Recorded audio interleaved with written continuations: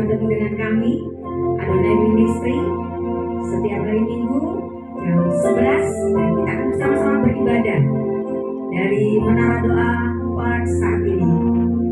Saya mengajak kita semua untuk kita beribadah menyembah Tuhan. Mari kita siapkan hati kita, kita arahkan hati kita. Kita mau datang kepada Dia. Kita mau menyatakan kerinduan kita kepada Tuhan. Kita mau diam dalam bait-Nya, menikmati anugerah-Nya, sehingga kita bisa merasakan kebahagiaan kita karena Yesus bersama-sama dengan kita. Bahagia Tuhan. Kita akan pujikan lagu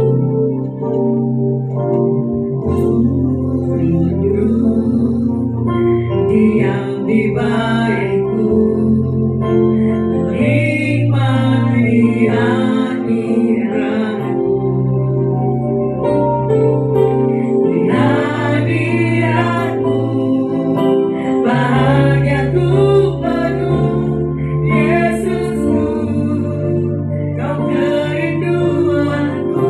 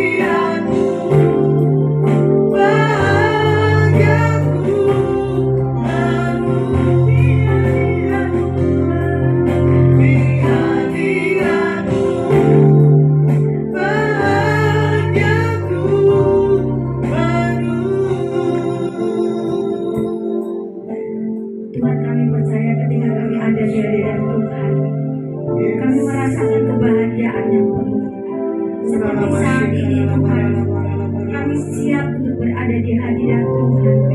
Kami siap untuk menikmati hadirat-Mu ya Bapa. Kami siap mendengar, kami siap memuji dan memuliakan nama-Mu ya Bapa. Kami serahkan ibadah ini ke dalam tangan kuasa Engkau saja. Kiranya Tuhan senantiasa hadir di tengah-tengah kami, baik kami yang ada di tempat ini maupun yang mengikuti secara live streaming maupun siaran muda. Tuhan memberkati setiap kami Tuhan. Apapun yang kami rasakan, apapun yang kami hadapi saat ini Tuhan, Engkau yang tahu, Engkau yang mendidik setiap hati kami, setiap kami. Mungkin di antara kami yang mengikuti secara live streaming ada yang mengalami banyak hal persoalan permasalahan Tuhan. Biarlah ibadah ini menjadi solusi Tuhan bagi semuanya. Ataupun yang mengalami sakit penyakit Tuhan, kiranya Engkau menjamah, Engkau memberikan kesembuhan. Tuhan, kami serahkan ibadah ini dari awal Tuhan sampai pada akhirnya ke dalam tangan kuasa Engkau saja. Terima kasih ya Tuhan, hanya dalam nama-Mu kami sudah berdoa. Haleluya, amin. Puji Tuhan. Saat ini kita mau memuliakan nama Tuhan, kita mau bersorak-sorak bagi Tuhan. Kita menyatakan bahwa kita adalah umat pemenang, bahkan kita lebih dari pemenang dari setiap permasalahan yang kita hadapi. Lebih dari pemenang, kita akan nyanyikan lagu ini dengan sukacita. Ya, puji Tuhan.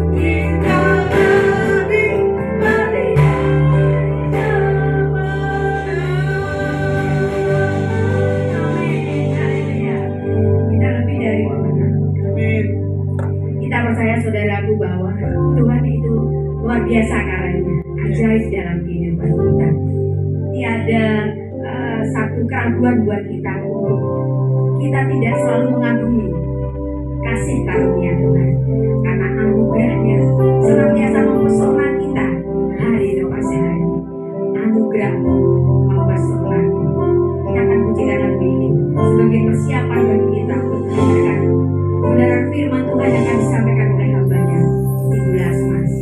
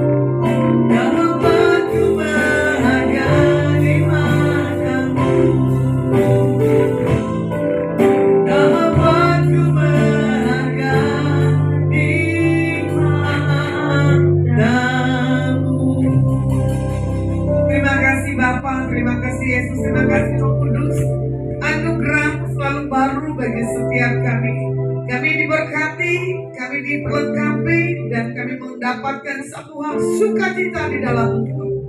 Di dalam nama Bapa Yahweh kami berdoa dan mengucap syukur. Haleluya. Amin. Ya, shalom.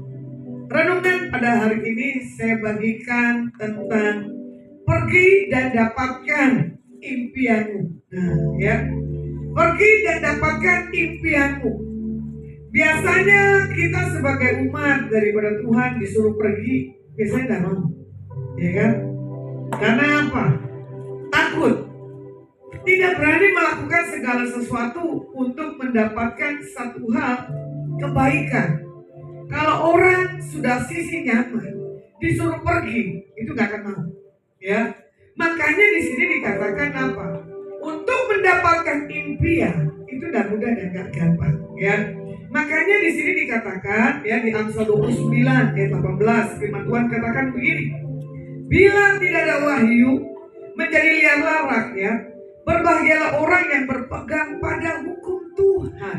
Nah, jadi kita kalau mau pergi tapi kita tidak mendapatkan satu tuntunan yang daripada Tuhan, itu semuanya sia-sia. Makanya kalau kita melihat kisah dari seorang Yusuf ya, dia dibilang apa? Sudah ditentukan memberi satu hal kebahagiaan.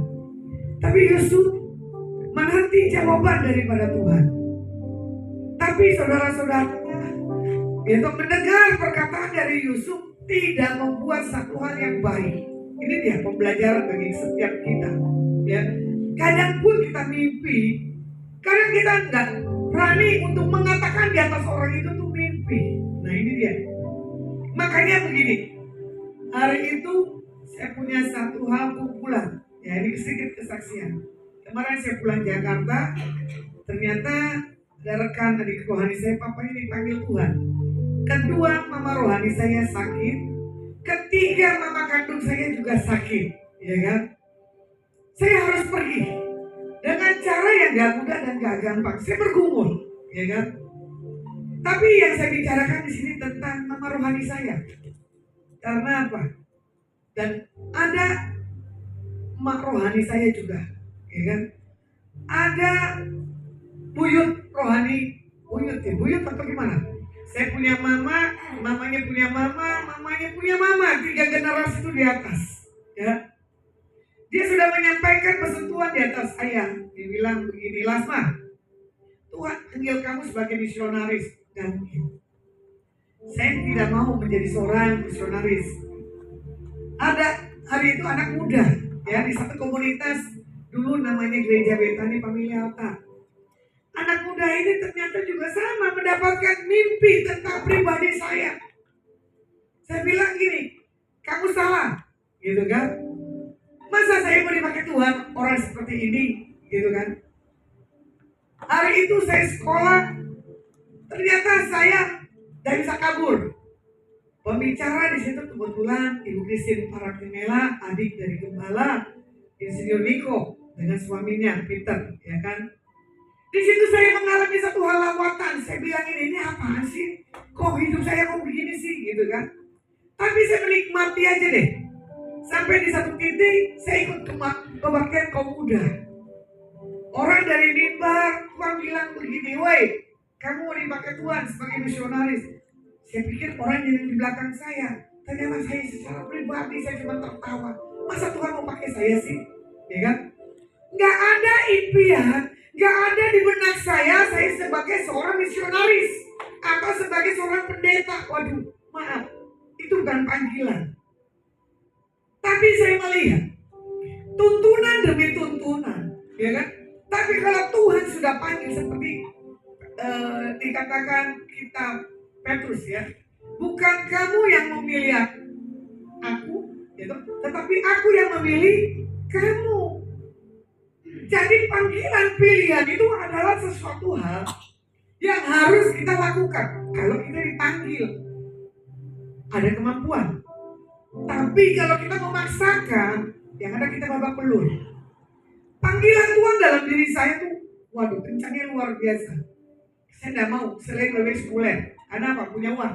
Karena apa? Saya pandai berbicara. Karena apa? Saya bisa bergaul. Ya toh, mau kelas bawah menengah ataupun ke atas. Itulah talenta yang Tuhan taruh. Tapi di situ panggilan semakin keras, bayar saya mahal. Satu titik saya lemah. Saya bilang, oke, kalau Tuhan panggil saya sebagai misionaris, siapkan saya keuangan. Ternyata nggak ada tuh keuangan. Saya bilang, Tuhan, salah gak sih panggilan? Nggak punya uang, mau makan enak, nggak enak minta sama orang tua. Apalagi keluarga mengatakan begini, ngapain kamu pergi-pergi kalau gak punya uang? Minta-minta. Udah, kerja aja. Dibilang gitu kan. Saya cuma begini, saya nangis. Kenceng panggilan Tuhan baik di suara maupun di sini. Saya menikmatilah masuk-masuk desa-desa. makanan kotor, kamar mandi gak jelas, itu tempat tidurnya ubin, kadang di tanah, udah gitu bilik yang bolong, udah begitu bangku yang gak jelas, wah semua angin tuh masuk. Tapi saya harus menikmati. Saya bilang Tuhan ini sekolah yang mahal, saya harus lewati. Ya, kalau saya kelaparan, saya cuma teriak ke teman, weh gimana saya lapar. Pasti saya dapat makanan yang enak. Tapi prinsip hidup saya gak pernah minta. Ya, cuma saya bilang saya lapar.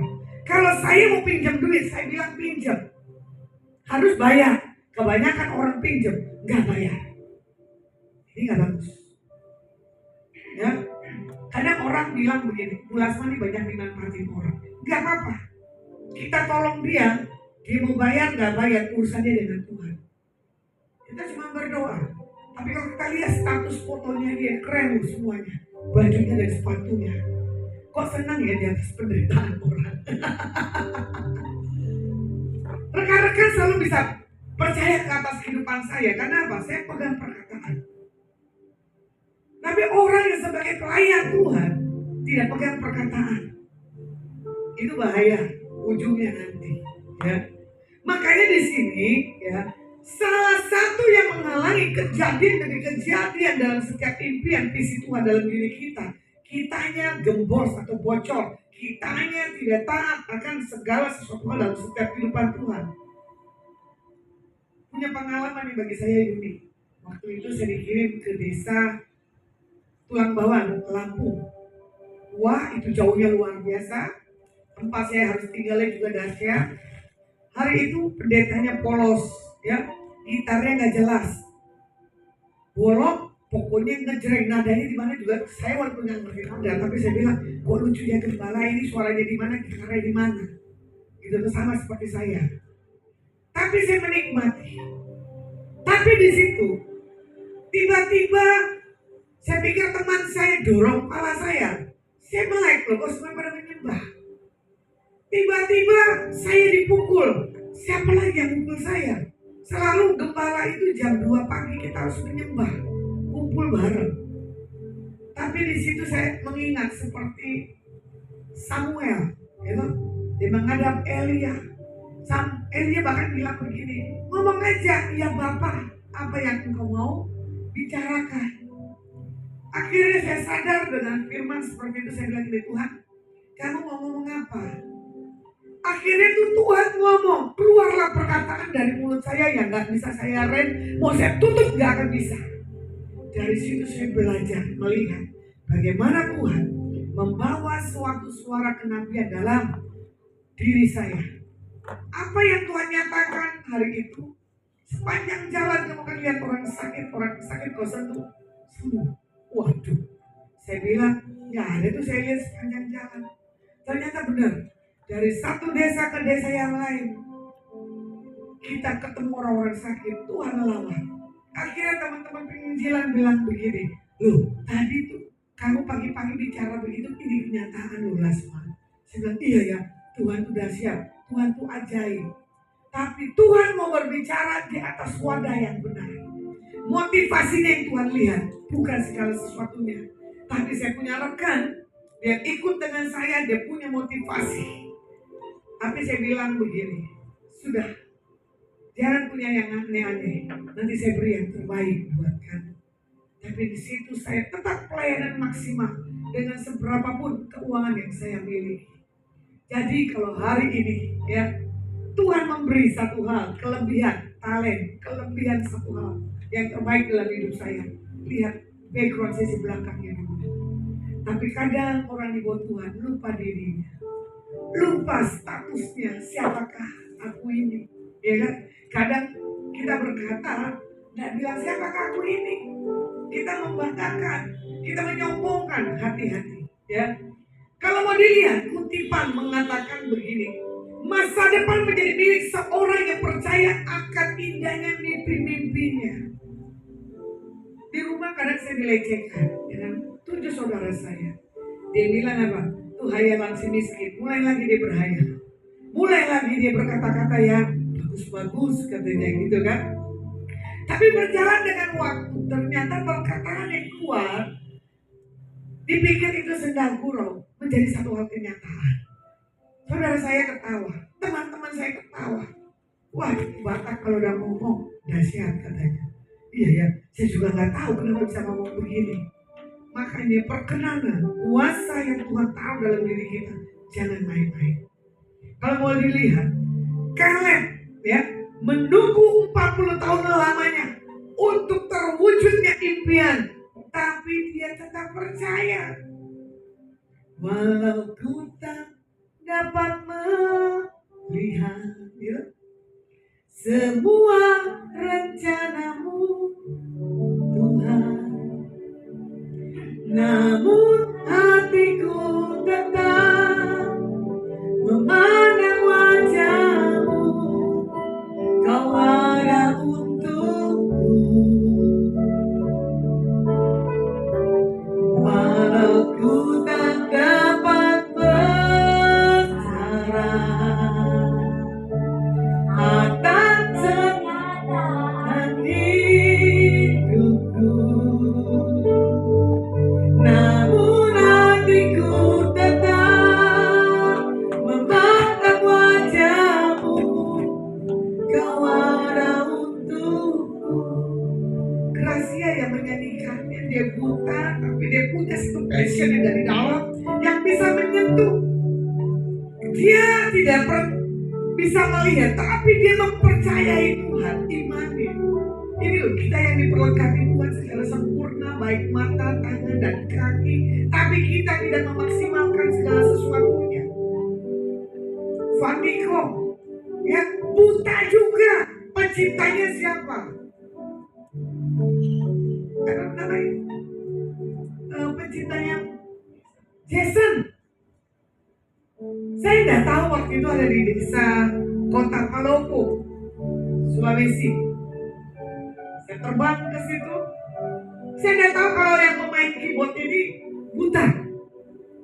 Setiap saya pelayanan ke daerah Palopo, Sulawesi, baru saya tahu yang ketiga kali dia kalau pemain keyboard itu buta, dituntut. Dia mengiringinya dengan satu hal yang dahsyat banget, sampai saya punya gelora yang di dalam diri saya ini keluar. Wah, Tuhan bawa sesuatu yang hebat. Tapi setelah pelayanan itu malam paginya, kita kembali ke Kota Pindrang. Hitungan 2 meter di depan kendaraan yang saya setir, longsor. Saya bilang gini, waduh Tuhan, untung saya bisa ngerem kalau enggak impianmu buat rancanganku buat ke depan selesai sampai di sini. Orang baik pasti ketemu orang baik. Tiba-tiba ada bapak dari mana dia melihat itu longsor. Bapak itu menghampiri kendaraan saya yang berserta dengan tim. Ibu, saya bawa mobilnya untuk ibu bisa lanjut ke sana. Gimana caranya Pak? Ini masih bergerak loh Pak, saya bilang gitu kan. Kita itu ada di dataran yang tinggi. Tapi Bapak itu membawa saya bisa melewati sampai tidak terjadi longsor, tapi saya tidak mau di atas kendaraan itu. Yang ada di situ Bapak itu sendiri. Akhirnya longsor itu makin besar. Saya cuma teriak, walaupun Tuhan Engkau dahsyat, malam buat mujizat. Pagi kita balik ke Kota Pindrang, tetap mujizat Tuhan nyata. Saya sedikit menggelitik, ya. Saya kemarin kedatangan tamu. Ini juga kemarin pemain musik saya, dahsyat, baru pertama, ya. Pak, kamu ikutin suara saya jelek, gitu kan? Atau kamu yang memulai, saya tinggal ngikutin. Ternyata Bapak ini membawa roh saya di dalam ini panas.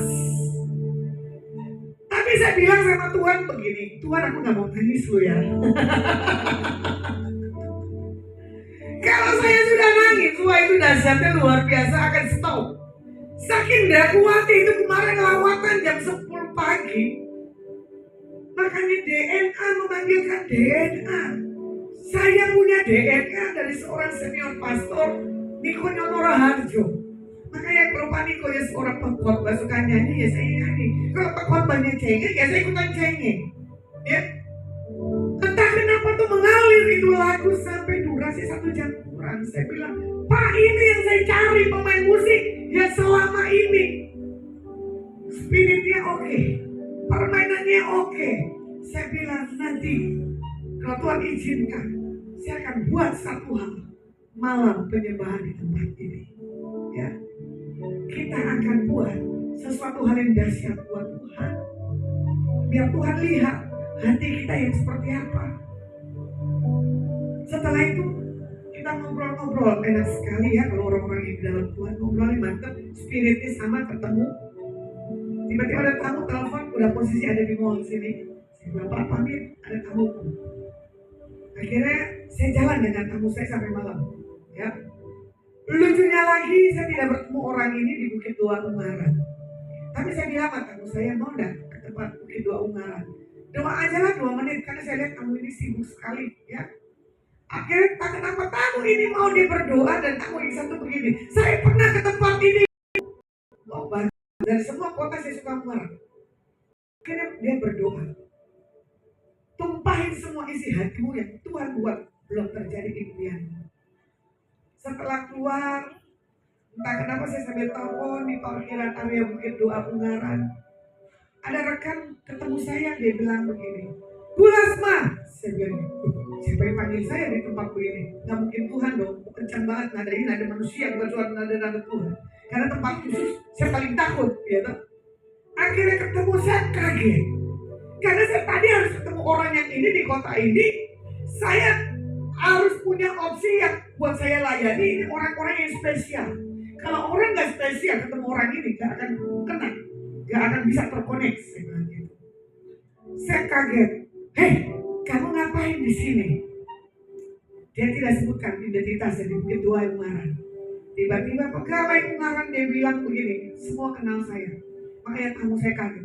Dari tadi di mall ini Bu kok menyapa ibu ya? Saya bilang kan sudah bilang Bu, ini wajah saya paling takut di kota Jawa Tengah karena muka saya familiar. Saya bilang gitu loh. Akhirnya penjaganya bilang gini, dia ini seorang begini-begini. Saya langsung kaget loh. Ini yang aku cari dalam 1 bulan ini. Ketemu, saya panggil tamu saya. Sini Bu, kamu tadi di dalam doanya apa sih? Aku begini-begini. Hei, Tuhan ketemukan orang yang tepat, ini dia. Masuk Bulasma, sudah. Saya kenal orang ini puluhan tahun. Saya punya nama terlalu buruk dengan ini dan orang ini kan percaya apa yang saya perkatakan. Dan di situ, begini sudah menjadi makan. Kita makan kepiting bagan di daerah Pulau. Saya bilang gini, Tuhan, kolesterol asam urat itu jangan kamu. Ini karena kelemahan saya itu adalah situ. Ternyata ibu itu ngamatin saya makannya, nasinya sedikit, tapi kepiting bersih dari sisanya. Dia bilang gini, Bu kamu suka kepitingnya? Iya, dari semua makanan saya suka kepiting. Tapi tamu saya bilang gini, kepiting beda rasanya. Betul, dari semua Jawa Tengah saya suka kepiting di Ungaran, kepiting Bangga. Nanti doa ya, karena harganya mahal di teman-teman. Saya bilang dengan pegawainya, panggil bosku, bilang dari Lasma. Akhirnya bosnya datang, akhirnya bosnya foto-foto ngobrol lah dengan saya. Bayangkan ya, bosnya lagi tidur, saya bilang bangunin, ada saya di sini. Bosnya datang, dia foto, dia punya komen, wah kalau udah kedatangan Bu Lasma, berkat akan berhenti, betul. Saya duduk, itu tempat duduk. Cuma saya tidak berani bilang, Pak bonusnya mana? Nanti lah kalau bonusnya tim menara saya bilang. Ya, kalau dengan tamu yang kongres saya akan minta bonus. Apalagi saya punya makanan kodok, pasti saya punya bonusnya, baik telurnya. Kalau tim menara dapat makanan kodok dari saya, kenapa? Bonusnya rahasia di belakang. Ya, di situ Tuhan kasih sesuatu jawaban di atas ibu ini. Ibu ini pun mau ketemu saya dalam masalah kasus keributan dengan saya dulu. Setelah itu jatuh cinta, ya, tapi belum bisa percaya 100%. Yang selanjutnya dia datang, dia percaya 100%. Karena apa? Kita sebagai saksi Tuhan tak menjadi contoh dan teladan. Ini dia bahaya. Jadilah kita diri yang terbuka di hadapan Tuhan maupun di hadapan siapapun juga. Ya kan? Seperti lagunya Bruri apa? Jangan ada dusta. Kita, aku begini adanya, kuakui diriku Saya orang yang apa adanya, ceplos-ceplos, gak ada yang ditutup. Kalau saya bilang enak ya enak, kalau bilang ya enggak. Ya kan, makanya kamu saya bisa mengerti. Bu ini enak ya, oh ibu mau. Berapa banyak? Ya terserah sebanyak-banyaknya pun saya siap. Karena ada orang-orang di sekeliling saya kasih pasti akan suka. Saya bilang gitu kan. Nah, di situ saya melihat ya, bagaimana Tuhan tolong ibu ini di dalam satu pengharapan dan impian dalam proses hidupnya. Pasti dia nyanyi begini, ku mau selalu bersyukur kepadamu Tuhan, anugerah-Mu mempesonaku, selalu Kau angkat hatiku, Kau membuatku berharga di matamu. Ibu ini punya berkat, suami istri luar biasa ya. Dia punya koneksi yang bahwa Tuhan luar biasa. Tapi di titik punya permasalahan, itu orang yang ada di sekelilingnya. Belajar kalau Tuhan percayakan kita berjumpa dengan orang ini, lakukan dengan tulus dan ikhlas tanpa ada motivasi. Karena orang selalu datang ke saya, mau kelas apapun, mau bentuk apapun, packagingnya manis di depan. Kalau lagunya Rohani paling enak, biarlah manis kau dengar Tuhan, manis kau dengar Tuhan, dan hatiku bersuka karena-Mu. Apa yang kita perkatakan di hadapan Tuhan dipertanggungjawabkan. Jangan suka manis, jangan suka gombal. Saya akan lakukan yang terbaik. Saya akan buat seperti ini. Saya bukan orang begini. Semuanya sebab saya. Berarti kan akunya, bukan Tuhannya. Kemarin aja waktu saya nongkrong, betul dong? Bagi saya rawatnya nongkrong di sini ketemu tamu-tamu. Dibagi wingko, betul gak? Saya nggak tahu wingkonya cukup apa enggak. Bahkan dikasih biskuit lagi. Gak pernah saya makan wingko segitu enaknya. Itu yang berjualan di mall. Baru berjualan loh, tamu-tamunya kok dia kasih makanan terus. Bahkan saya dicari, kok Bu Pendeta nggak lewat-lewat. Kalau lewat nanti saya bisa bicara lama. Gitu. Di situ saya makan enak, saya panggil tim saya. Tolong datang ke sini, ada punya berkat makanan, nikmati. Ternyata pas sudah rekan saya balik, masih ada makanan nih, keprincut. Saya bilang sudah bagi yang lain. Karena saya takut kalian sudah pulang, ya kan? Tapi rekan saya bisa mengerti kok. Ada saya ada makanan, betul nggak? Nggak ada makanan, nggak ada saya. Sengsara. Berapa minggu nggak ada saya di sini? Betul nggak? Betul apa enggak? Enggak juga. Enggak jujur. Ya, saya nggak punya keuangan, tapi saya punya Tuhan yang dahsyat. Punya uang, zaman saya bilang begini, udah pakai aja makan, nikmatin hidup, besok terserah. Daripada yang kemarin meninggal, ya perawan tua istilahnya sama seperti saya. Punya deposito, punya aset rumah 3 kalau nggak salah. Ya, kepala cabang lagi tuh, Bank BCA, pensiunannya lumayan tuh, bukan ember. Ya, dia masih les-lesin. Dia tidak menikmati hidupnya. Dan ada rekan cerita ke saya, ya ampun, kenapa nggak alihkan tuh kekayaannya ke saya? Bulan saya titipinnya 2M. Waduh, saya datang suka cita. Muncullah lagi lagunya apa? Ku bersyukur Bapa, ku bersyukur Tuhan, buat kasih setiamu di dalam hidupku. Ku bersyukur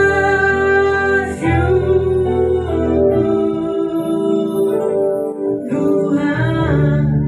Rasa syukur dalam diri kita sebagai manusia tidak pernah cukup. punya dana lagi kan. Saya titipkanlah uang, ternyata habis. Itulah titip rindu buat ayah lu, yang lagunya menyentuh. Ini titip uang, lenyap tak terdengar. Itulah yang kadang saya bilang ini, Tuhan saya bersyukur. Seberapapun yang Tuhan percayakan dalam keuangan, dalam hidup saya nggak boleh ngeluh. Bahkan ada perkataan dari rekan saya, nggak tahu karena dia marah atau karena cemburu, katanya nggak punya uang. Bayangkan, dia bisa manis di depan, kenyataannya pahit di belakang. Kenapa? Sisi gelapnya belum beres. Belum mengalami satu hal terobosan, belum mengalami namanya sukacita hidup bergaul dengan Tuhan. Gak mudah, gak gampang untuk kita mendapatkan satu impian. Makanya kalau dilihat Yosua 14, 6 dan 15, nanti baca di rumah ya. Bagaimana perikopnya di sini dikatakan gitu. Di Yohanes 14, firman Tuhan bilang begini. Mana ya?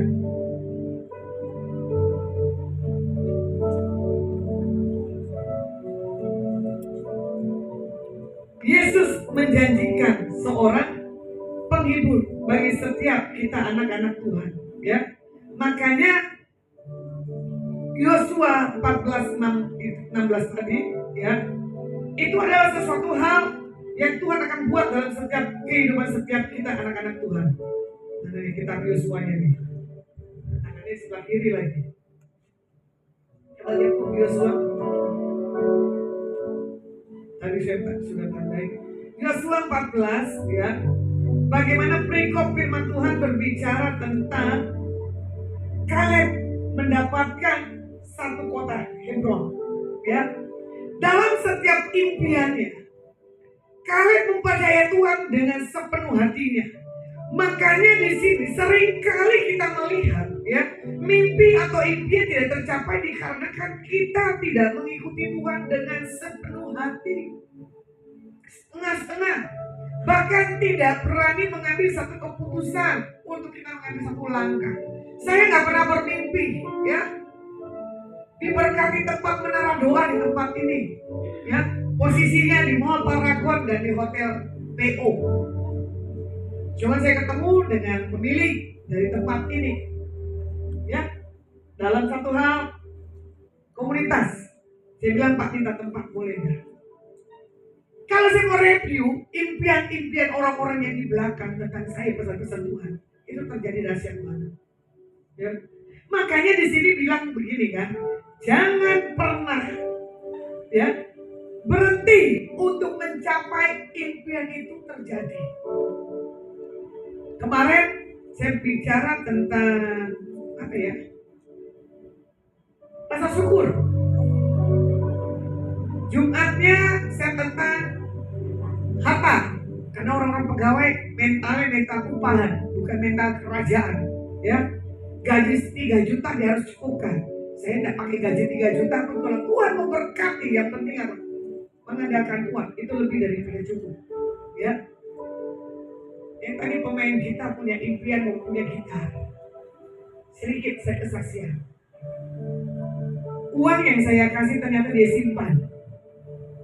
Dia tanya dengan istrinya.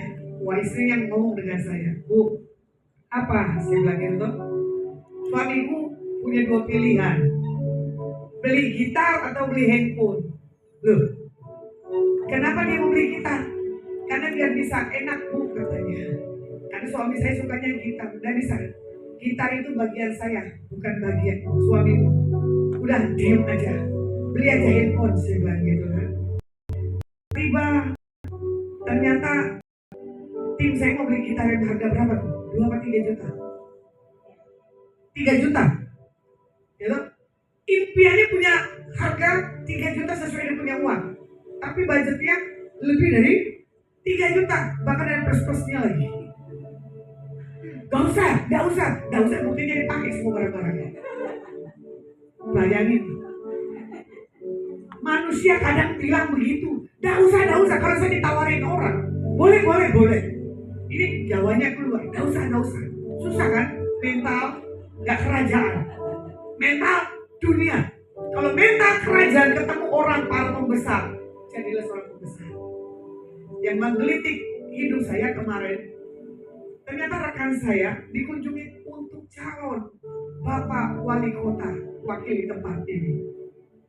Bu, ada Pak Supriyadi datang ke Menara. Oh, suruh Bapak itu foto, ada tulisan Menara 20. Syukur-syukur kamu berfoto sekarang, nanti kalau udah jadi pejabat susah ditemuin. Betul nggak Pak? Dia harusnya jadi wali kota, nggak jadi wali kota, jadi wakilnya. Pak Ot punya impian nggak ketemu pejabat? Kamu punya impian nggak? Punya impian nggak? Tuh dia, jangan mental miskin Pak. Saya nggak mau orang-orang saya punya mental miskin, harus punya mental kaya. Kadang saya bilang begini, kejadian yang Tuhan buat di tempat itu tuh dahsyat. Saya yang memulai, kamu yang menikmati, betul nggak? Kau yang memulai dan kau yang mengakhiri. Ternyata teman saya yang lainnya bilang gini, ya nggak berfoto dengan calon pemimpin Jawa Tengah ke depannya, bukan jatahnya. Ya kan? Makanya orang yang suka duduk diam di tempat ini surprise-nya luar biasa. Ya, bukan bertemu dengan Tuhan secara pribadi, tapi dengan pejabat dunia pun pribadi. Betul ya? Banyak orang mau bertemu dengan pejabat, saya nggak usah ketemu, nanti dia akan cari. Itulah beauty Tuhan. Nah, ya, impian jangan pernah takut. Makanya kadang orang-orang menyampaikan pesan Tuhan, biar hidup saya ketawa. Kamu akan ketemu pembesar-pembesar, kamu akan ketemu para raja-raja. Mana? Tapi saya jalani 10 tahun ini, ya benar juga sih. Ketemu dengan pembesar, ketemu dengan para raja-raja, tidak pejabat-pejabat. Kamu akan makan sehidangan, ya benar juga sih. Belum pernah makan steak yang 2 juta kan? Pernah nggak makan steak 2 juta? Satu orang loh. Pernah nggak? Doa yang nanti kirim bareng. Itu ada di Plaza Senayan. Tempatnya romantis. Jadi kalau benar-benar yang jamu saya makan, saya cuma bilang gini, Tuhan terima kasih ya, lidahku nggak miskin bisa rasakan lidah para raja-raja. Ada saya sentuh bapak itu lagi, Pak, kapan ngajak saya makan steak itu lagi Pak? Oh ya, nanti kita atur waktunya ya.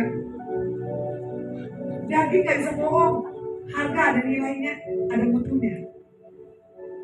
Di sini saya bisa beli cara Tuhan. Benar ya Tuhan, message-message itu sudah terjadi dalam setiap kehidupan pribadi saya dengan pesan-pesan Tuhan ya. Jadi ada beberapa faktor yang membuat kita tidak berani bermimpi. Pertama, satu, ada ketakutan. Kedua, tidak mengerti rencana Tuhan. Bagi manusia kita ketakutan, itu adalah hal yang bodoh. Pernah nonton gak yang kura-kura? Lucu dong, di bawah pohon, gitu. Kura-kura dengan kelinci. Dipikir kura-kura itu lambat. Kelinci menikmati di bawah pohon. Entah kenapa perlombaan itu yang menang kura-kura. Karena walaupun lambat, kura-kura itu setia sampai finish. Kelinci tidak mendapatkannya, dia akhirnya menyesal. Kelinci lompatnya lebih cepat, betul lah? Kura-kura enggak. Makanya hari-hari ini open the door pun terjadi. Tergantung kamu melompatnya seperti apa. Ya, semalam saya bercanda dengan tamu saya sampai jam 1:30 pagi kalau tidak salah. Gitu loh, besok bulan kan kokoh, kok jadi bercanda. Itu para pendeta yang punya nama dan koplo bisa ketawa kakak. Saya bilang, awas terkencing-kencing, nanti repot ke toilet. Karena apa? Harga pertama itu mahal. Baru kali ini ketemu pendeta yang unik. Terus dia tawarkan, kalau ibu punya masalah gigi sakit, nanti tak kasih dokter yang gratis. Tidak usah Pak, saya banyak dokter yang gratis. Jakarta aja buat mama saya dan kakak saya selalu pakai BPJS, ulak-balik saya gitu kan. Nanti Bu, saya kasih Duren Musangking. Kalau ibu suka nggak Duren? Oh suka. Kenapa Pak? Nanti kalau saya di Malaysia khotbah, yang pemilik Durennya akan kasih saya sebanyak-banyaknya. Terima kasih Pak. Salah perapat kilo aja 300.000 kamu belikan. Seperempat loh 300.000 loh. Berani nggak? Kamu berani nggak? Oh nggak suka. Ya itu dan mentalnya loh. Suka nggak Pak Duren? Iya. Kamu kapan Suka durian enggak? Nah, ikut saya ke Bawen, gak akan bayar seberapa banyak pun. Karena apa? Jaminannya pendeta. Udah gitu pulang bawa lagi, betul gak? Durian udah gede, seksi, makan di tempat, pulang bawa lagi. Itulah dia. Kalau orang yang gak punya satu hal mental kerajaan, dia begitu, tidak punya satu hal keberanian, selalu takut, ya kan? Yang membuat dia lemah untuk tidak bisa melihat misi-misi yang ke depan. Itu salah. Makanya orang yang takut selalu dia suka di zona yang begini-begini, tidak suka tantangan. Ya, jadi orang yang punya ciri-ciri ketakutan tidak punya keberanian untuk mengubah nasibnya. Ya, tidak mampu bertahan dalam keyakinan imannya. Saya kembali lagi nih buat pasangan suami istri, Pak Ot dan Ibu Grace, betul nggak? Tidak berani untuk mengubah nasib. Punya nggak keberanian? Hah? Punya keberanian? Saya kalau dengar kesaksiannya dahsyat loh ya. Dari satu kota ke kota balik lagi ke kota ini. Menjalankan kehidupan ini itu, gitu. Getirnya dunia istilahnya dunia. Jatuh bangunnya, berjalan dan tak bisa bangkit lagi. Ya itulah lagu dunia.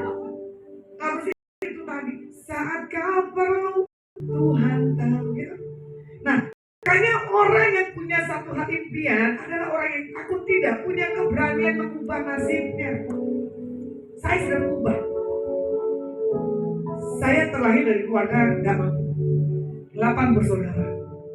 Waktu lihat pesawat, enaknya naik pesawat. Setiap pesawat lewat, saya selalu keluar dari pintu. Saya tepuk tangan, pesawat. Saya ingin naik pesawat. Ternyata panggilan Tuhan kayak kacang goreng naik pesawat. Gitu? Tapi setelah pandemi berkurang. Tapi setelah tahun 2024, ya dari bulan Januari sampai bulan kemarin Mei akhir, saya tidak berani naik pesawat. Kenapa? Hari ini mahal. Tapi Tuhan tahu kebutuhan dan keperluan saya. Tuhan belikan tiket saya pulang pergi. Bahkan besok pun saya pulang Jakarta, dibelikan lagi tiketnya.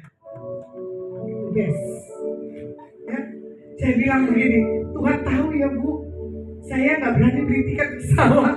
Karena buat beli kereta aja Bu, saya lihat keuangan saya. Bukan saya punya mental miskin, saya belajar melangkah andalkan Tuhan. Tapi saya lihat, Tuhan yang tinggal lihat. Ya? Makanya belajar mengubah nasib. Dari saya punya makanan yang gak enak sampai punya enak, udah gitu diberkatkan Tuhan, berlaku lagi. Ngomongin orang konglo, orang pejabat, dasar lidah gembel, dan bisa rasa yang enak maupun tidak. Nah itu kan lucu ya. Makanya kalau mau dilihat seekor burung Raja Wali yang kedua, ya, dia tidak mudah untuk terkalahkan. Di usia Raja Wali 70 tahun, ya, dia tidak punya keberdayaan dia untuk terbang. Tapi ada waktunya Raja Wali 70 tahun itu dia berhenti. Karena apa? Dia harus patahkan taruh yang ada di dalam taringan yang di depan. Dan dia akan memunculkan kembali taruh yang ada di depan. Walaupun dengan proses yang sakit Raja Wali ini, ya. Tapi setelah dia mengalami satu hal pemulihan dalam muncungnya, dia bisa tumbuh kembali. Raja Wali itu bisa terbang lebih tinggi, ya. Baru saya pelajari, oh ya Raja Wali itu ada masanya, ya. Ternyata dalam masa 70 tahun dia bisa regenerasikan lagi kehidupannya. Kita manusia tuh umur 60, belum ada 60 lagi udah penyakit, betul gak? Udah gitu apa? Fisik kita lemah, udah gitu apa? Mengasihi diri sendiri. Contohnya apa? Ya saya 3 kali operasi, saya bilang Tuhan pagi lagi udah gak kuat ya. Ya kan? Karena apa? Saking sakitnya mau melayani tapi tidak bisa maksimal. Kadang kemarahan dalam diri inilah yang saya harus melawan. Saya harus bersyukur kesakitan yang masih saya alami hari ini, keletihan yang saya harus alami hari-hari ini. Tapi saya bilang, saya percaya hidup berkat anugerah Tuhan sudah tentukan dalam setiap kehidupan kita. Yang kedua adalah tidak mampu bertahan dalam keyakinan imannya. Di saat dikecewakan pada mentor. Nah ini dia, ya. Kita tidak takut, kita tidak berani untuk melihat hal-hal yang ke depan. Kalau mentor sudah mengecewakan kita, biasanya apa? Kita pergi, benar? Tidak stay sampai di situ, tidak boleh. Makanya di sini dikatakan Timotius, ya, 1 dan 7, sebab Tuhan memberikan kepada kita bukan roh ketakutan, melainkan roh yang membangkitkan kekuatan, kasih, dan ketertiban. Bagaimana selanjutnya? Tidak mengecewakan dan tidak mengerti rencana Tuhan. Perkatakan dalam diri kita bahwa rancangan Tuhan itu adalah rancangan yang dahsyat dan ajaib. Jadi saya simpulkan pada hari ini ya, bahwa di Amsal 13 ayat 20, siapa bergaul dengan orang bijak menjadi bijak, tetapi siapa berteman dengan orang bebal menjadi bebal. Saya suka dengan ayat Amsal 13 ayat 20. Siapa bergaul dengan orang konglo, dia akan menjadi orang konglo. Itulah. Siapa bergaul dengan seorang pejabat, dia akan menjadi seorang pejabat. Saya bergaul dengan orang-orang pejabat, ternyata saya dilirik dengan orang pejabat dan pimpin yang lain. Kenapa nggak maju menjadi anggota dewan? Kamu kan dikenal Bu di mana-mana. Saya bilang oke, tapi kalau bukan panggilan, taruhan nyawa bagi diri saya.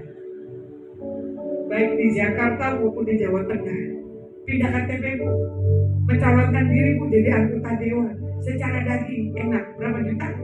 30 sebulan. Di lain penipuan-penipuan yang lain. Tapi Tuhan tidak minta yang itu. Tuhan minta hati, ya. Jadi pada hari ini jangan pernah berhenti berpengharapan kepada Tuhan. Percaya impian akan menjadi kenyataan, ya. Baik dalam hal yang kecil maupun yang terbesar. Kita akan ujian selidiki aku Tuhan.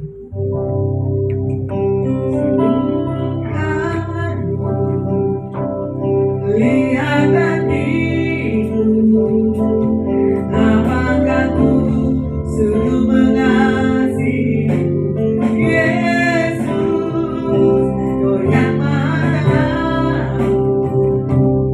dan menilai hidupku, tak ada yang tersembunyi bagiku. Selidiki aku.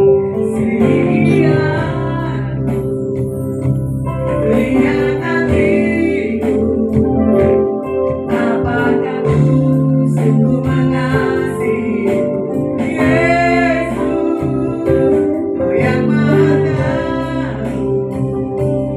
dan menilai hidupku, tak ada yang tersembunyi bagiku. Aku lihat kebaikan-Mu yang tak berakhir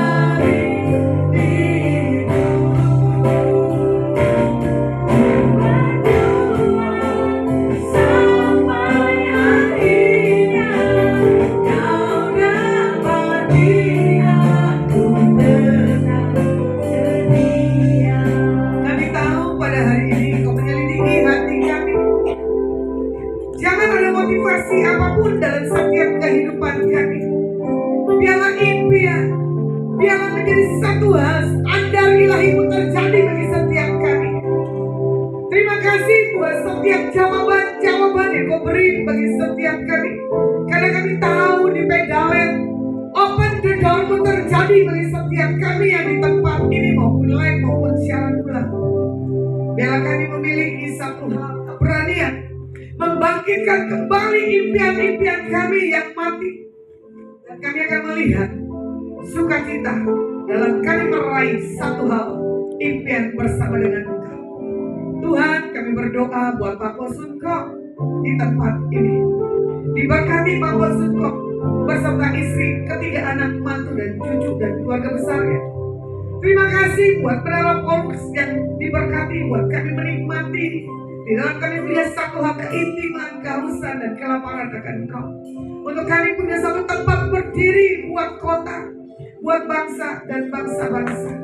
Terima kasih buat Presiden kami Pak Joko Widodo dan Pak Anies. Terima kasih buat RT, RW, Lurah, Camat, Wali Kota, Bupati dan Gubernur. Tuhan berkati buat pilkada di bulan 10. Shalom turun buat pemimpin bangsa kami. Kami berdoa buat Panglima Darat, Udara, Laut dan Kepolisian. Biarlah kepemimpinan yang daripada Tuhan ada di atas setiap mereka. Diberkati para menteri-menteri yang menjalankan tugas. Diberkati para pelayan-pelayan Tuhan dimanapun mereka melayani. Bapa Yahweh yang memberi kemampuan dan kekuatan pengurapan hikmat bagi setiap pelayan-pelayan Tuhan. Kalau kami akan pulang, tinggalkan tempat ini. Kami mengangkat tangan kami di hadapan Engkau Tuhan. Pulanglah dan bawalah berkat yang terbaik yang datang dalam nama Bapa, Putra dan Roh Kudus. Biar apa yang Kau pegang bersentuh ke depan, dikerjakan Bapa Yahweh berhasil. Yang percaya sudah terima berkat Tuhan, sama-sama katakan amin.